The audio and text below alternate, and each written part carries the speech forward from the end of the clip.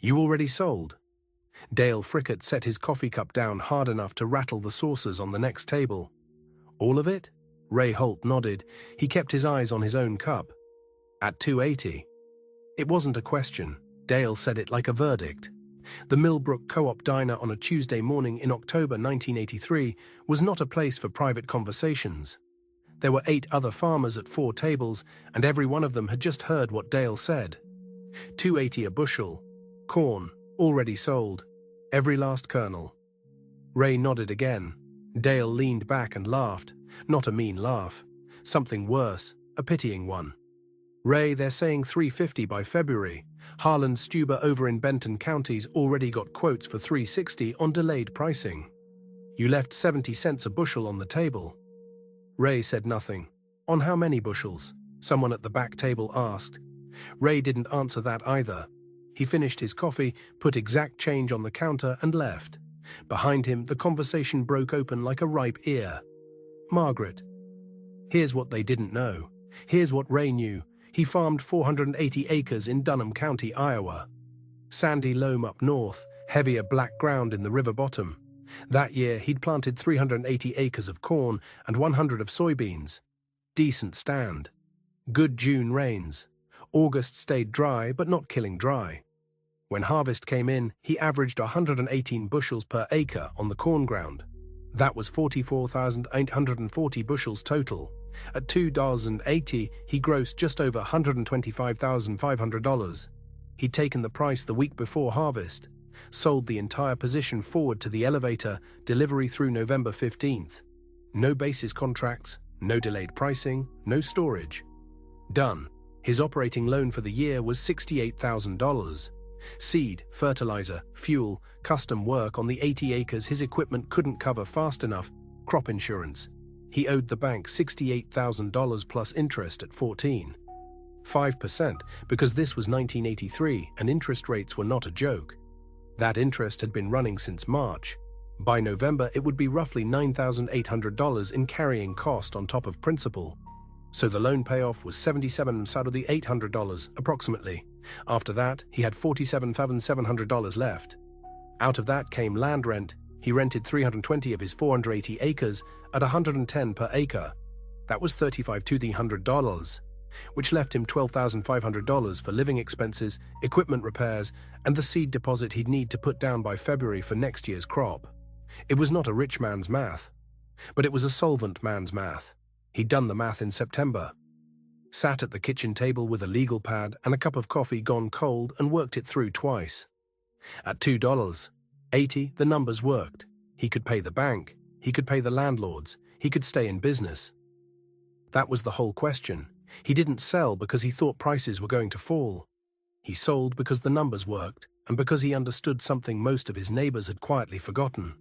A price you can't keep is not a price at all. Margaret. But let's be honest about something. In October 1983, it really did look like he'd made a mistake. Harvest that year was strong across the Corn Belt. Yields up everywhere. And yet prices were holding. Better than holding, they were creeping. By the third week of October, cash corn at the Milbrook elevator had moved to $2.94. By Halloween, it touched $3.02. The mood in Dunham County shifted. You could feel it. There's a particular energy that runs through a farm community when crops are in the bin and prices are moving the right direction. Conversations got louder, handshakes firmer. Guys who'd been worried about their operating loans started talking about spring plans, expansion plans, new equipment.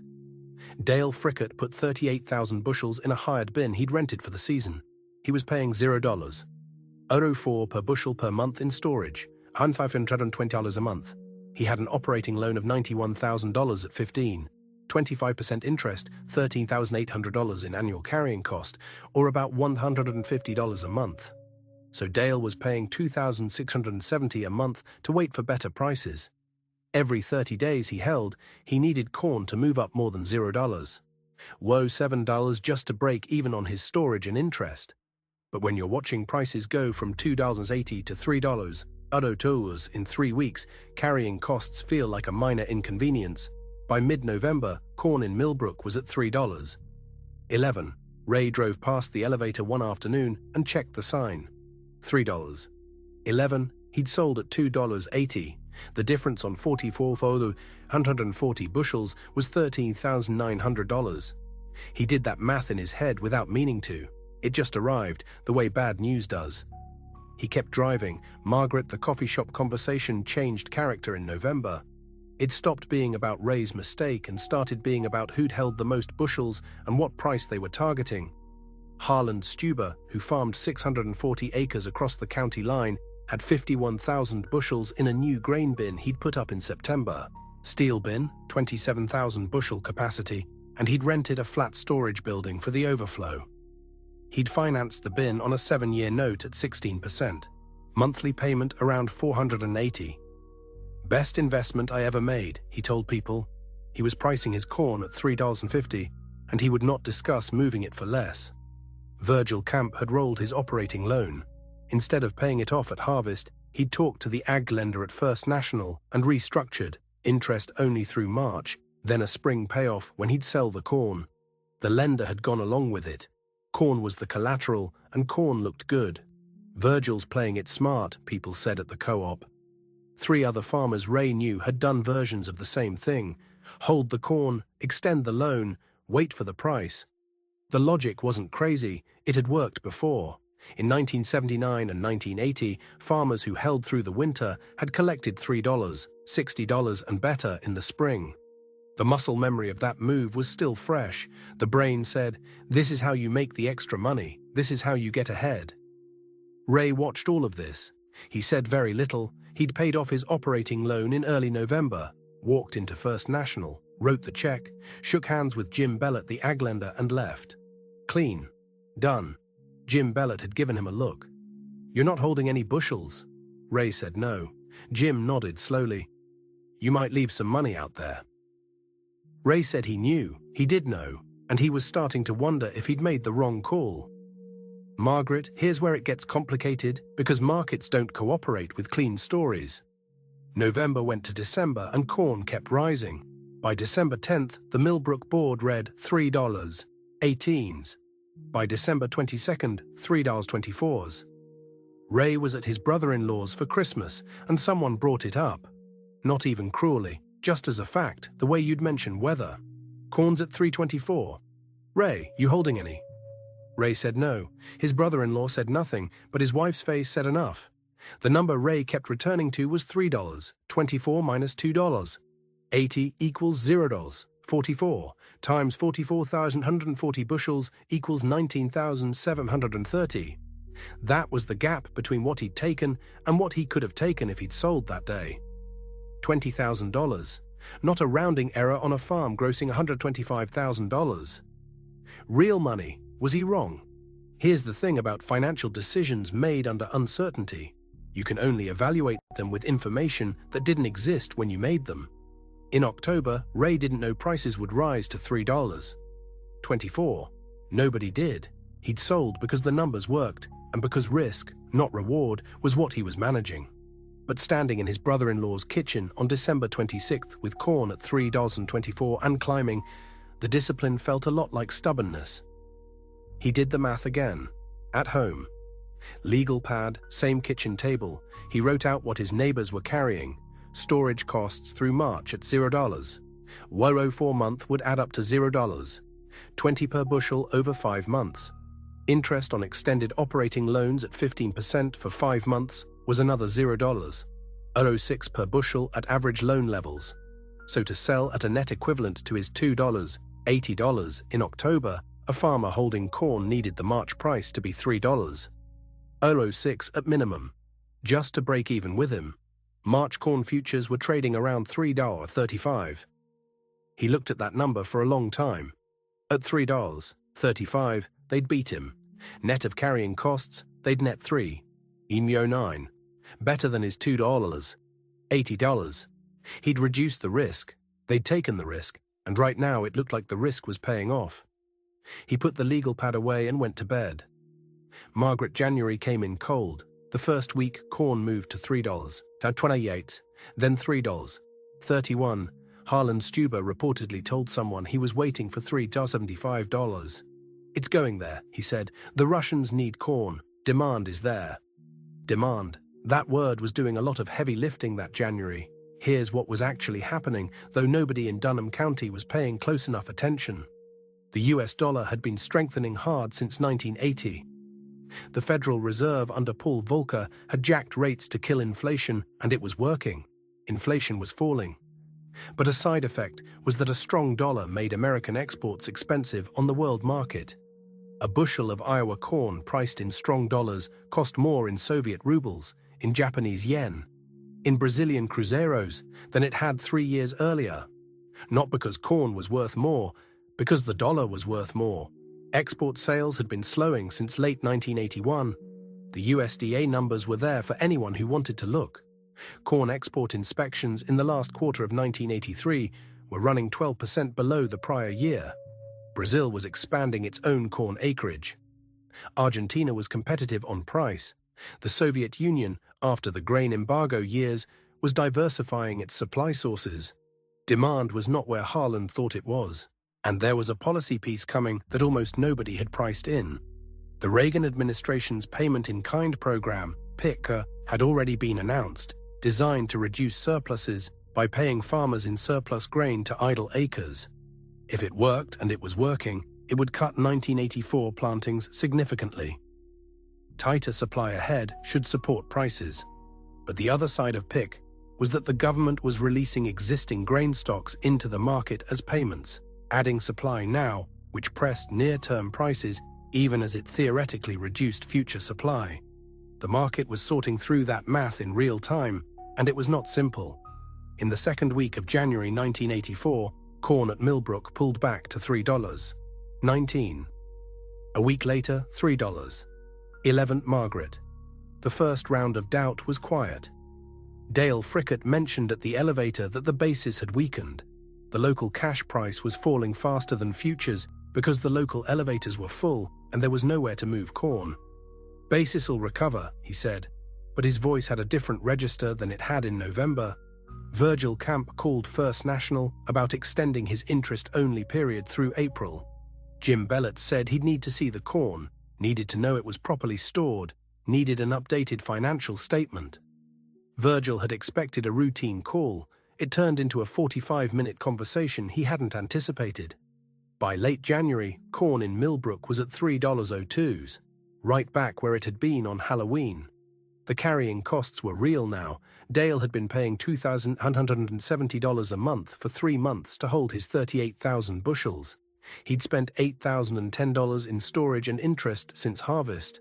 To be ahead of Ray Halt's $2.80 from October, he needed to net better than $2.80 after costs. At $3.02 cash, minus storage and interest costs through January, his net was approximately $2.81. He was barely ahead, and prices were moving the wrong way. Harland Stuber was not selling at $3.02. He'd told people he was waiting for $3.50. Publicly, loudly, his entire identity in the community had become wrapped up in this position. If he sold now at $3.02, he'd net maybe $2.75 after all his carrying costs on the bin he'd just financed. He'd lose money relative to Ray Halt, who everyone had been laughing at in October. That was not something Harland could process, so he held. This is where ego becomes a financial instrument, not metaphorically, literally. Harland's decision to hold through January was not primarily an economic decision. It was a reputational one. He could not be the guy who waited 6 months and lost money doing it. The holding became mandatory, psychologically, regardless of what the market was signaling. Ray watched this from a distance and didn't say a word. Margaret, February 1984. Corn broke through $3.00 to the downside and kept moving. The news flow turned. Export sales data came out showing another weak quarter. A USDA crop report showed global supply larger than expected. Brazil's harvest was coming in strong. The dollar was still high. And the PICA program, while bullish for distant future prices, was releasing enough government-held grain into the market to keep near-term prices under pressure. The market was repricing all of it simultaneously. $2.94, $2.88, $2.81. By mid-February, corn in Milbrook was at $2.78, 2 cents below what Ray Halt had sold for in October. Dale Frickett's 38,000 bushels, sitting in that hired bin, were now worth less at market than Ray had received 5 months earlier, before Dale had spent $13,000 in carrying costs to get there. Dale sold 10,000 bushels. He needed the cash. His personal operating expenses had gotten ahead of him, and with the operating loan still outstanding, his cushion was gone. Sold at $2.78 net of costs, he took $2.53 equivalent, 70 cents below what he'd been targeting in November. He didn't talk about it at the coffee shop. Margaret March was worse. The collapse that everyone had told themselves couldn't happen started happening in earnest. Prices broke hard. Milbrook cash corn hit $2.60, then $2.48. By the third week of March, it touched $2.31, 42 cents below Ray's October price. On 44,840 bushels, that gap was 18,132s. But Ray's bushels were sold, long gone, paid for operating loans that were now settled, for land rent that was now paid, for machinery repairs that were now done. His neighbor's bushels were still sitting in bins, hemorrhaging value by the day. Harland Stuber finally called the elevator. He wanted to know what delayed price contracts were available. The elevator manager, Carl Welch, told him the truth. Bases had blown out, the local market was full, the only bids available were for spring delivery, and they were not pretty. Harland asked what he could get. Carl said $2.33 for April delivery. Harland went quiet on the phone for a long moment. "I'll call you back," he said. He didn't call back for 4 days. When he did, he sold everything, 51,000 bushels at $2.30 average, after storage costs from September through March at $0. Injo 4 per bushel per month, $0, 28 total, plus interest on his operating loan at 25% annualized over 7 months. His net realization was approximately $1.90 per bushel. He'd watched a price of $3.20 in December and chosen not to sell because he wanted $3.50. He netted $1.90. The bin he'd financed at 16% over 7 years was still sitting on his property. Still had 82 payments to go. Virgil Camp's situation was harder. He couldn't get an April extension from First National. Jim Bellott, polite but firm, told Virgil that the bank needed the operating loan serviced. The loan was collateralized by grain whose value had dropped significantly. The bank was nervous. Virgil needed to sell the corn and pay down the note immediately. If he couldn't do that, they'd need to talk about other collateral, equipment, real estate. Virgil sold in the last week of March at $2.28. His net, after interest and the rolled loan structure, was under $1.80 per bushel. He paid the bank. He had nothing left for spring seed and inputs. He went back to First National for a new operating loan for 1984. Jim Bellott approved it, but with conditions: additional collateral, a reduced line, and monthly reporting. Virgil signed everything and tried not to think about what the terms meant. He was still farming. But he wasn't the same kind of farmer he'd been in October. Margaret Ray Halt put his 1984 operating loan application into First National in early March. $72,000, roughly the same as last year. Jim Bellott approved it in 2 days. No conditions, no additional collateral, no conversation about the farm's financial health. Ray had paid off his prior loan in November. His balance sheet was clean. He was a preferred customer. He planted corn in May. Same 380 acres. He watched prices all summer, not with anxiety, but with professional attention, the way you watch weather. In September 1984, with harvest approaching, he started looking at forward contracts. Cash corn was at $2.65. Prices had recovered somewhat from the March lows, but were still well below the peak that everyone had expected in December 1983.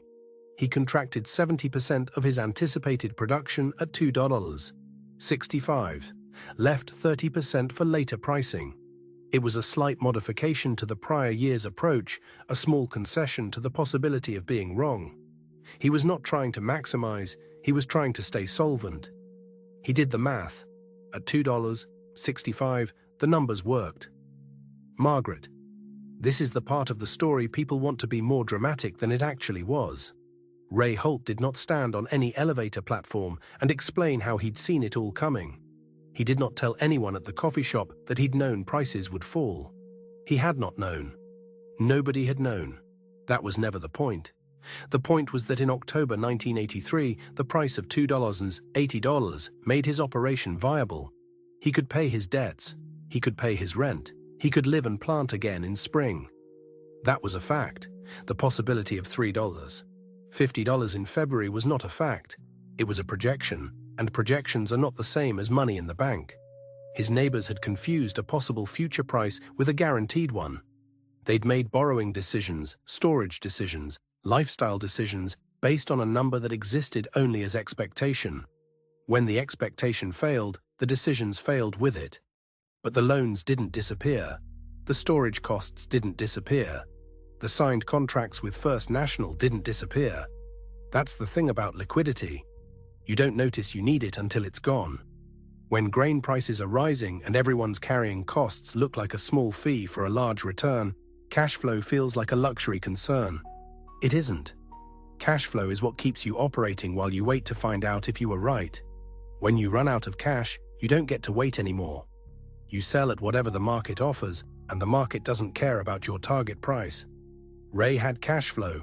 He'd had it since November. It cost him the potential of $3, $50. It cost him nothing else. He stayed in business. He kept farming. He was there for 1984 and 1985 and 1986, through all of the difficult years that followed. Some of his neighbors weren't. Margaret. There's one more thing worth saying. The 1980s farm crisis that tightened around Dunham County in the years after 1983 was not caused by individual bad decisions, not entirely. Land values that had ballooned through the 1970s collapsed. Interest rates that had been brutal began easing, but the damage was done.